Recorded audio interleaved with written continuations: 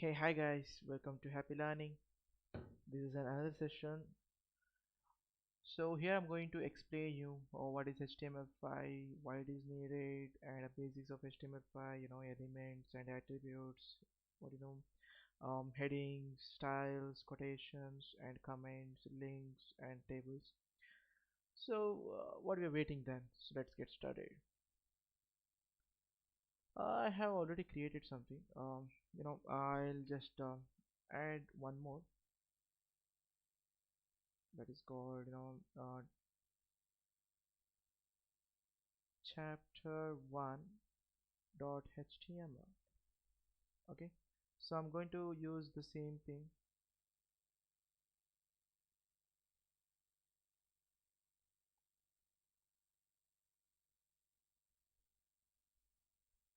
Okay, so welcome to back and a brand new HTML page. What we can do here, so let's start with the elements first. So I have something first element called HTML. HTML is nothing but a hypertext markup language, guys. So I have something called head element inside HTML. It's a divided, and after that I have something divided called body, which I'm going to declare a body over here. This is we call as a HTML. Okay, so once I create something like doc type, this I converted that to HTML5. So let's start with the basic first element of the usable element, that is title. So if I give title something called happy learning, I'll be able to get the title over here. Okay, so once that is done, let's get start with the basic elements like header elements and all. So let me start with first header element, that is h1. So if I declare anything like hi, so it becomes hi Vinayak. See, this is how it looks. So I have a different standard of HTML h1s headers. I have something called h2, hi Vinayak. I have something called h3 and hi Vinayak.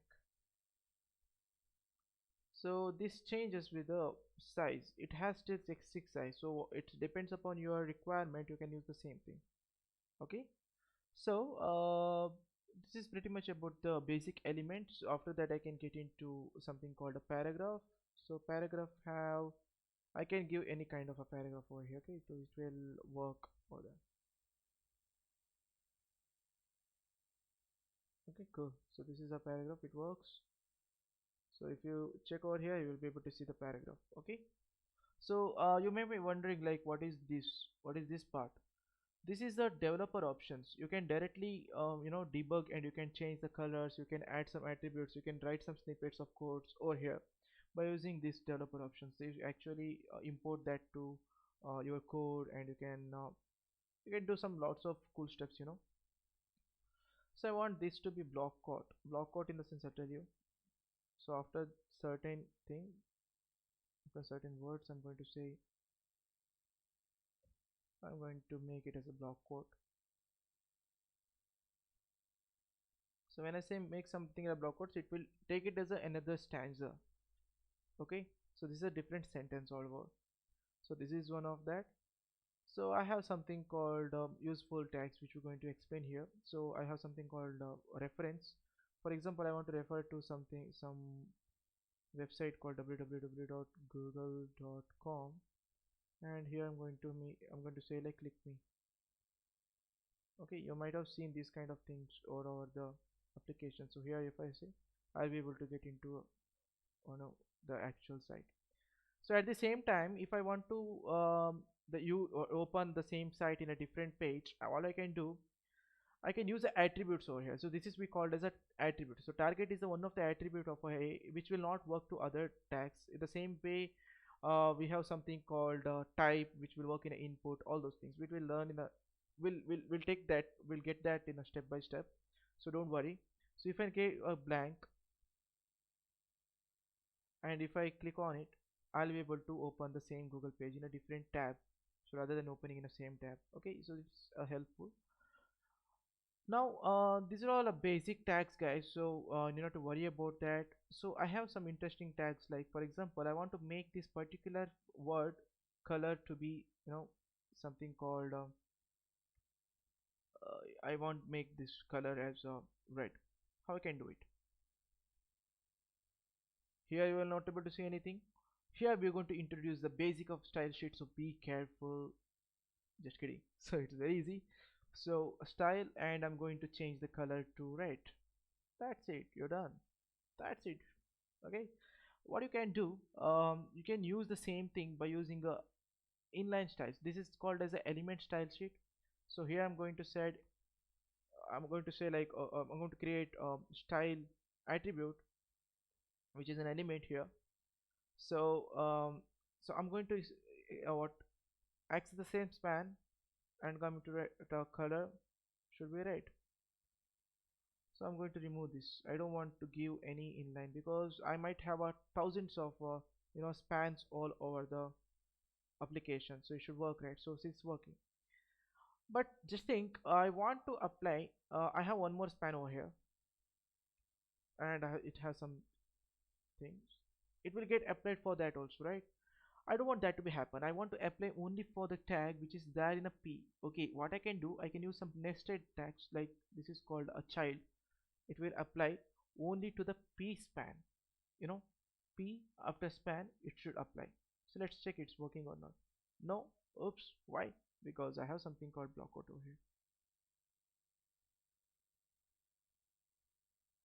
Still it's not working. What's happening? All good? Did I do any mistake? Just think. Why it is not working? Right? If you check here, it's not working. Why? You are able to access the particular here, but you're not able to change the code. Why? Right, because it is not there in a P. The block code is completely taking itself as a different tag. So if I remove, now it's working. See, it is there inside a block code, not inside a P, guys. Okay, so this is basic things, and I'm going to teach you some little more about the divisions. So for that, I'll just make sure that you'll be seeing the brand new thing. So I want something called divisions here. So I'm having a division, and at the same time I have one more division, which I'm gonna say like div1 for this, div2 for this, and well I'm going to say like div1 for this. Okay, see, you're able to see the divisions, right? But now let's use this particular tool. Okay, I want to give height, width, everything to the divisions. So what you can do, all you need to do, just click on this indicator and take where you want to give a styles. Just click on it. You'll end up by getting this section, and here you have an element style. So for example, I have a height of 100 px and a width of 100 px, and I have a something called background color.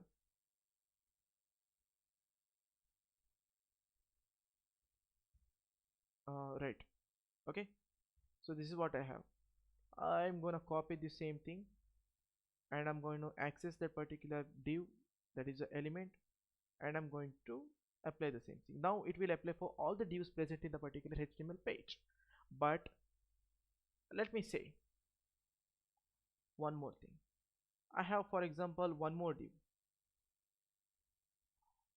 which might be a parent of these two things.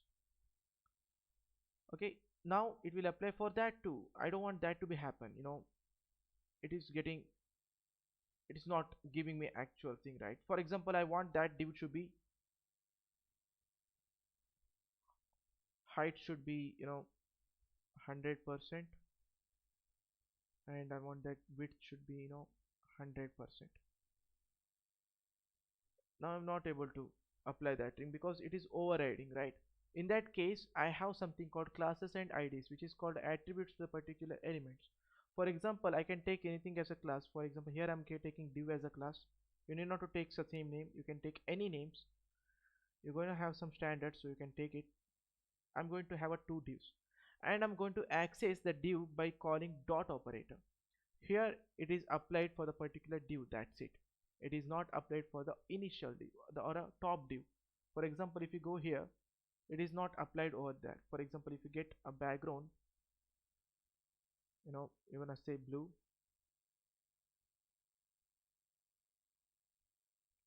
so its background is there. It is not applied to the other divs, right? You're getting? Super cool, right? Now I want this division to be a parallel, the row wise. What I can do, I need to click the outer div. Now I need to write a display functionality, that is display. I'm going to say flex. Okay, I I, I got my things, but I want that to be centered. I'm going to say like display and a flex direction should be a row, and I'm going to say justified contents to the center, and I'm going to say align items should be a center. And yeah, this is how it is. So if I give center, it will get into center. For example, I want something like some gap between the things, so I can use space, a space around a space between. So I'm going to use space around over here. So this particular style sheet I can give to the division, right? All good, super cool, right? Now what I can do, now I'm going to I have created one. I'm going to commit this code, guys, so don't worry about it. I'm going to check the status. Now I have something called HTML chapter 1. What I need to do next, I suggest one thing here. When I ask some questions, if you can solve that question, so please pause the video and start solving it. And once you get the answer, just check with my answer. If you get at least 50% equality, I think you're good. Okay. So I have a status, and now I'm going to add that particular things. If I get again status, I have something which is added, and I'm going to commit that particular things, which image, and I'm going to push the particular version. So here if you see, I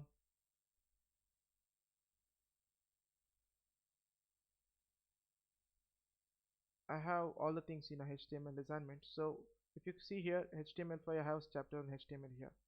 So at the same way, I have added one more you know image here. So this image I'll show here itself. So this is what you're going to create. This is an assignment of this particular class, and make sure that you're clear this. And this I'm going to explain it explain the tomorrow's class with some of extra tags, more tags I'm going to explain. So end of the session, I'm going to create the same division. I don't want this to be a responsive at this point of time, but I want the same layout. Okay, and once you're done, use the same methodology which I have added, which I told you to what use git, and commit your code with your name. Okay, after that you just make sure that you're creating the pull request, and I'll be checking that particular code. Okay, so don't get panic, it's very easy and you can do it. Okay, okay, that's pretty much for now, and yeah, happy learning, and good night, bye.